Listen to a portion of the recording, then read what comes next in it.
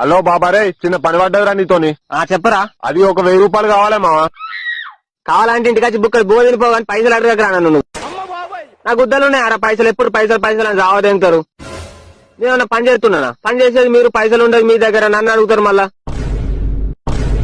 Urgent ఉంది మావా, అర్థం చేసుకో. ఎందుకు అట్లా మాట్లాడతావు చెప్పు. ఆటలు అర్జెంట్ ఏం లేదు, ఏదో వయసులో ఉన్నట్టున్నావు, నాకు తెలియదా? ఇచ్చి వైన్స్ కాదురా, 2 రోజులలో మళ్ళీ ఇస్తా. 2 రోజులు పోతే 2 వారాలు అయితే, 2 వారాలు పోయి 2 నెలలు అయితే, 2 నెలలు పోయి 2 సంవత్సరాలు అవుతాయి. అప్పుడు పైసలు అడిగితే బొచ్చుగాడి నీకు పైసలు ఇచ్చేదంటారు. ఎగదెంగుతారు కానీ రూపాయి ఇచ్చిన పాపాన పోర్రా మీరు. నా చేతులు గంగలు నా చేతులకెళ్ళి ఇచ్చిన పైసలు రూపాయి అన్న మళ్ళీ తిరిగి అత్తలేదు.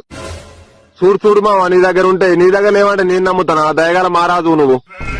అవసరమైతే ఆ పైసలతో లపాకి దగ్గరకు పోయి బొర్రని అత్తగాని మీకు మాత్రం పైసలు ఇయ్యరా నేను.